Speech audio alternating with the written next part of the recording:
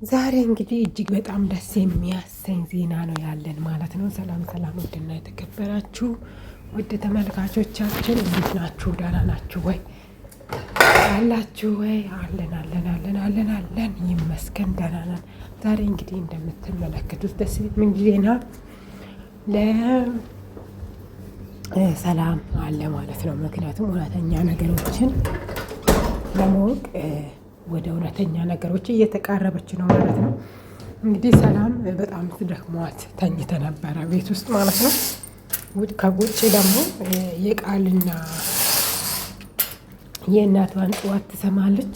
እንግዲህ ሰላም እየሮጠች መጣ። እንግዲህ ልጄ እያለች እሷን መጮህ ነው የጀመረችው። ምክንያቱም ልጇ ነው የምትመስለው። አሁንም እስካሁን ድረስ ሰላም አልለቀችም። የሚገርማችሁ ነገር እስካሁን ድረስ አልለቀችም ማለት ነው። እና በሌላ በኩል ደግሞ ወይዘሮ ገነት ደግሞ እጅግ በጣም ደስ የሚል በሚል ሁኔታ ልጇን እንግዲህ ቀለበት እጇ ላይ የባሏን ሰጠ ለዳጊ ማለት ነው። ለፍቅረኛዋ ቀለበት አድርግተዋል። የዳጊ ጓደኛ ደግሞ በቃ ያለ የግል ጓደኛ የሚባል አይነት ነገር ነው። ለዳጊ በጣም የሚያስብለት እና ከሱ ጋር ሆኖ መንገዳቸውን እየተራመዱ ለዳጊ ፍቅረኛ ስልኩን ትሰጭኛለሽ ወይ ብሎ ስልኩን ያናግራል ማለት ነው። ስልኩን ይዞ ሲሄድ ዳጊ በጣም እንደምታውቁ ተጠራጣሪ ነው እና ስልኩን ለምንድን ነው የወሰደው? ቆይ ከኔ ሊቀማኝ የሞከረ እንደ ምናምን እያለ ዳጊ ራሱ ፈርቶ ነበር ማለት ነው። ግን ደግሞ የዳጊ ጓደኛ ደግሞ እንደዚህ የሚያረቅ አልነበረም ማለት ነው። እንግዲህ ዳጊ ከፍቅረኛው ጋር ያለው ነገር ሲስተካከል እጅግ በጣም ደስታውን ሊቋቋመው አልቻለም ማለት ነው። በጣም ደስ የሚል ታይም ላይ ነው የነበረው ማለት ነው። በሌላ በኩል ደግሞ ቃል ራሷን ስተወድቃለች። በዛ ላይ ሰው ማልቀስ ላይ ነው ያለው ማለት ነው። እና ከባድ ላይ እያሉ መሀል ላይ ትነቃለች ማለት ነው። በሌላ በኩል ደግሞ እዚህ ጋር የምታዩት ጥንዶቹ ምናምኖቹ ፍቅር እየሰሩ ነው ማለት ይከብዳል። በሌላ በኩል ደግሞ የቃል እናት እንግዲህ ልጄ እኔ ነኝ ለዚህ የዳረኩሽ ምናምን እያለች ነው። በዛ ላይ ደግሞ ሰላም ልጄን ገደልሽብኝ፣ ልጄን በላሽብኝ እያለች እንግዲህ የቃልን እናት በጣም እንትን እያለቻት ነበረ። በስተመጨረሻም እንግዲህ ብሌንዬ ደግሞ ሳቅ በሳቅ ሆነ፣ ደስታ በደስታ ሆናለች። እኔ ደግሞ የእሷ ደስታ ብቻ ለማየት ያኖረኝ ነው ብለውና ዳጊ ደግሞ በጣም ተጠራጥሯል። ይሄ ሰውዬ ስልኬ ለምን እንደሚወሰደው ቆይ ምንድን ነው የሚፈልገው ከፍቅረኛ እያለ ነው። ምክንያቱም እሷን ከስንት ሰው እንዳዳነ እሱ ብቻ ነው የሚያውቅ። በሌላ በኩል እንግዲህ ሁለቱም እናቶች ልጄን በላሽብኝ፣ ልጄን ገደልሽብኝ ብሎ እርስ በራሳቸው መገዳደያ ቦታ እየደረሱ እርስ በራሳቸው እጅግ በጣም ከባድ የሚባል ጥላቻ ውስጥ ገብተዋሉ። እርስ በራሳቸው ደግሞ ለመረጋጋት እየሞከሩ ነበረ፣ ግን በፍጹም አልተሳካላቸውም ነበረ። ምክንያቱም ቃል ልትነቃ አልቻለችም። ቃል ደግሞ በራሷ ዓለም ላይ የሞተችው መስሏት በጣም ደስ እያላት ነበረ፣ ግን አልሞተችም። ወይኔ ሁሉንም ነገር ትቼ የተነሳሁት መስሎኝ ትቼ የሄድኩ መስሎኝ ደስ ብሎኝ ነበረ አለች ለእናቷ ማለት ነው። ቅድም ደስ ይላል ያልኳችሁም የምክንያቱ ርዕስ እዚህ ጋር ነው። እዚህ ጋር ወይዘሮ ሰላም ኢንሻአላህ ተስፋ እናረጋለን ትነቃለች። እናንተ እኔ ቡና እያፈላሁ ቡና መቃም ወዳለሁ እና ቡና እያፈላሁ ነበረ። ቡና እየቃምኩኝ ነው ማለት ነው። የቡና ተላም ጠጣለሁ። እንደዚህም ደግሞ ቡና የተፈጨውን እንደ ስኳር እቅማለሁ ማለት ነው። አማል ነው፣ ምንም ማድረግ አይቻልም። እሺ ወደ ሬሳችን ስንመለስ ደግሞ ቆይ ስልክሽን ለምንድን ነው የወሰደው? ለማንም እኮ አልደውለም ትለዋለች።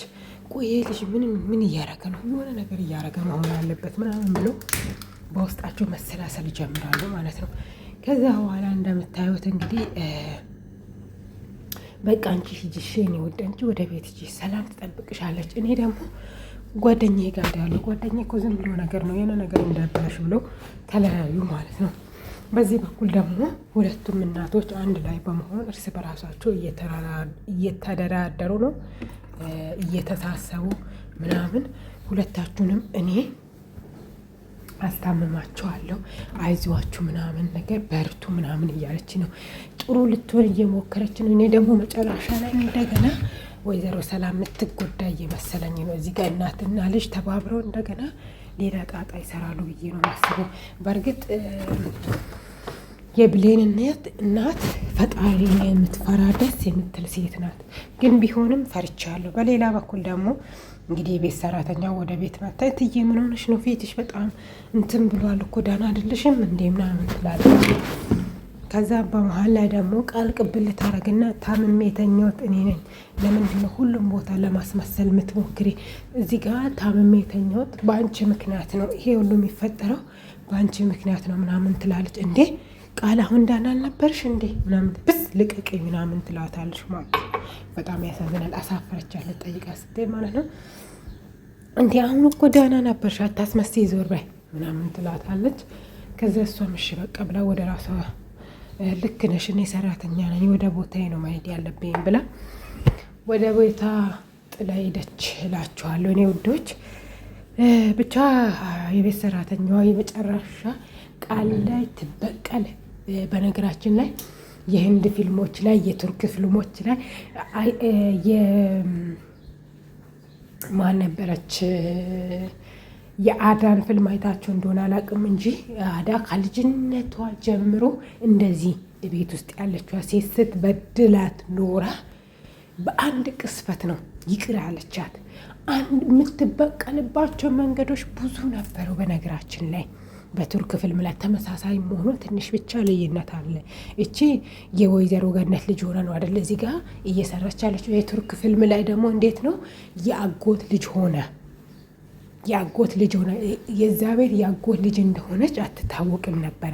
ተመሳሳይ ነው በቃ እዚህ ጋር ብሌን የማን ልጅ የሆነ ሰው ለገንዘብ ለጥቅም ነው የቀረበችው። እዛ ላይም እንደዛ ነው። ግን የሚለየው እዚህ ጋር የወይዘሮ ሰላም ልጅ ነው የምትሆነው የቤት ሰራተኛው፣ ያ ግን የአጎት ልጅ አይነት ነገር ነው። ብቻ ሁሉም ነገር ተመሳሳይ ናቸው። እዛ ላይ ምንድን ነው መጨረሻ ላይ ብዙ ነገር በኋላ እንደ ብሌን ያለችዋ ሴት የምትበቀልባቸው መንገዶች 100 በላይ እያሉ ከቤቷ ከእናቷ ቤት ከአባቷ ቤት አሽቀንጥራ ማውጣት ስትችል ይቅርታ አረገችላት። እኔ ምንም አልፈልግም ነው ያለችው።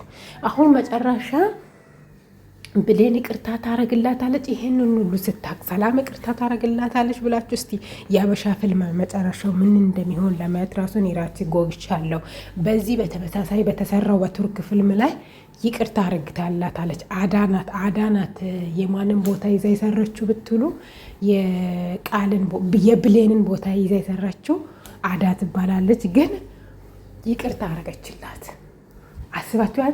28 ዓመት ሙሉ እናቷን የቀመችን ሴት ይቅር ብላለች። ግን ድራማ ነው ቢሆንም እስቲ የአበሻ ድራማ መጨረሻው በይቅርታ ይጠናቀቃል ወይስ በምን እንደሚጠናቀቅ እኔ ራሴ ለማየት ጓግቻለሁ። እናንተም በእርግጠኝነት በጣም ጓግታችኋል ብዬ ነው ማስበው። በነገራችን ላይ አሁን ክፍል 1 ክፍል 2 እየተባለ የሚሰሩት ፊልሞች በሙሉ ከቱርክ ፊልም ጋር እንደዚህም ደግሞ ከኮሪያን ምናምን በተያያዙ ፊልሞች የነሱን ነገር ባይደርስም እንኳን ከነሱ ጋር የተያያዘ ፊልሞች ነው እየተሰሩ ያሉት። ግን ያው የሌላ ሀገር ፊልሞች አንዳንዱ በበቀል ይጠናቀቃል፣ አንዳንዱ ደግሞ በይቅርታ ይጠናቀቃል። አብዛኛው ጊዜ ደግሞ የአበሻ ታውቃላችሁ ለማስመሰል በይቅርታ ነው የሚጠናቀቀው ማለት ነው። ግን ውሸት ነው። አንዳንድ ጊዜ በክፋት ቢጠናቀቅ፣ አንዳንድ ጊዜ በጥሩ ነገር ቢጠናቀቅ ጥሩ ነበረ።